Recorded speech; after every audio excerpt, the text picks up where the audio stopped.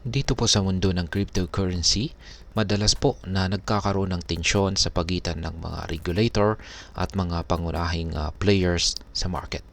Kamakailan lamang ay lumabas ang balita na sumusuporta si Ripple CEO Brad Garlinghouse sa kritisismong binanggit ni Ginoong Elon Musk laban sa US Securities and Exchange Commission o SEC.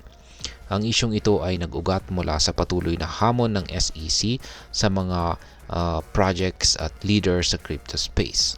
Kabilang po ang legal na laban ng Ripple kaugnay sa XRP or kay XRP. Ayon po kay Ginoong Musk ay ginagamit po ng SEC ang kanilang kapangyarihan bilang isang political tool para sa mga layuning hindi po nakatuon sa patas na market.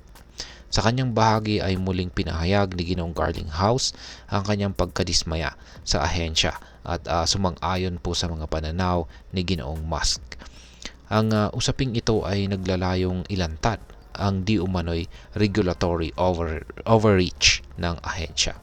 Kaya yan po ang siyang ating pag-uusapan sa video na ito. Pero bago po tayo magpatuloy, ay nais ko lamang po munang bigyang linaw ang aking disclaimer kung saan ang nilalaman po ng video na ito ay hindi po ito isang financial advice. For education and information purposes lamang po ang layunin nito. Ayan, bakit nga ba mahalaga ang usaping ito? Ang kritisismo ni na Ginoong Musk at Ginoong Garlinghouse ay nakatuon po sa paraan ng pagpapatupad ng regulasyon ng SEC.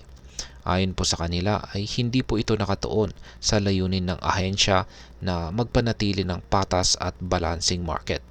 Sa halip ay tila ginagamit po ito para sa mga pampulitikang layunin na maaari pong makapinsala sa industriya ng cryptocurrency.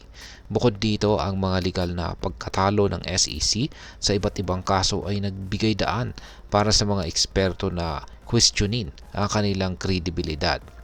Ang tanong ngayon ay kung paano maapektuhan ng mga ganitong pananaw ang hinaharap ng crypto regulation sa US at maging sa global market.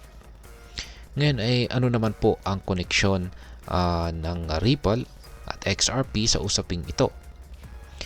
Ang Ripple ay sa pangunguna ni Ginoong Brad Garlinghouse ay matagal na pong nakikipaglaban sa SEC ukol sa kanilang desisyon na ituring si XRP bilang isang security.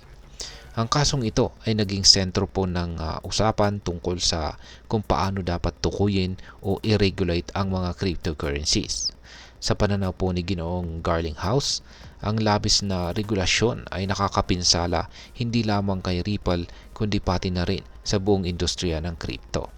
Ang pagsuporta po niya kay Ginoong Musk ay hindi lamang po nagpapakita ng pagkakaisa laban sa SEC kundi pati na rin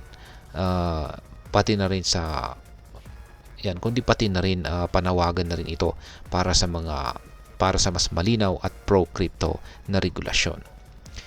Ngayon ay ano naman po ang maaring epekto nito sa crypto market? Sa kasalukuyan ay nagiging mas maingay ang panawagan para sa isang pro-crypto regulatory framework. Ang mga leader tulad ni na Ginoong Musk at Garlinghouse ay umaasa pong magdudulot ito ng positibong pagbabago lalo na kung aalis sa pwesto si SEC Chairman Gary Gensler. Dahil sa kanyang matigas na paninindigan laban sa crypto, maraming eksperto ang umaasa na ang pag-alis ni Ginoong Gensler ay maaaring magbukas ng pinto para sa mas makatwirang regulasyon. Kung magpapatuloy po ang mga ganitong usapin, posible po itong magdulot ng mas malinaw na polisiya na siyang magpapalago sa industriya ng crypto. Ngayon ay ano naman po ang maaring maging epekto nito sa atin bilang mga Pinoy crypto trader or investor. Yan, para sa atin ay mahalaga pong maunawaan natin ang kahalagahan ng usaping ito. Ang mga regulasyon sa US ay may malaking impluensya po ito sa global crypto market. Kung magiging mas malinaw at patas ang regulasyon sa US, maaring magresulta ito sa mas positibong pananaw ng mga investor sa buong mundo, kabilang na po ang Pilipinas. Sa kabilang banda, kung patuloy po na magpapakita ng labis na regulasyon ang mga ahensyang tulad ng SEC, posibleng bumagal po ang adoption ng crypto at blockchain technologies. Kaya naman, ang mga ganitong usapan ay mahalaga para sa hinaharap ng industriya. At sa wakas ay ano naman po ang aking masasabi tungkol dito? Sa kabuuan, ang kritisismo ni na Ginoong Elon Musk at Brad Garlinghouse laban sa SEC ay isa pong mahalagang usapin na dapat bigyang pansin. Ipinapakita nito ang pangangailangan para sa mas malinaw at balansing regulasyon na hindi po nakakasagabal sa inobasyon. Bilang isang Pinoy, dapat po tayong maging mulat sa mga pagbabagong ito dahil may direktang epekto ito sa ating mga oportunidad bilang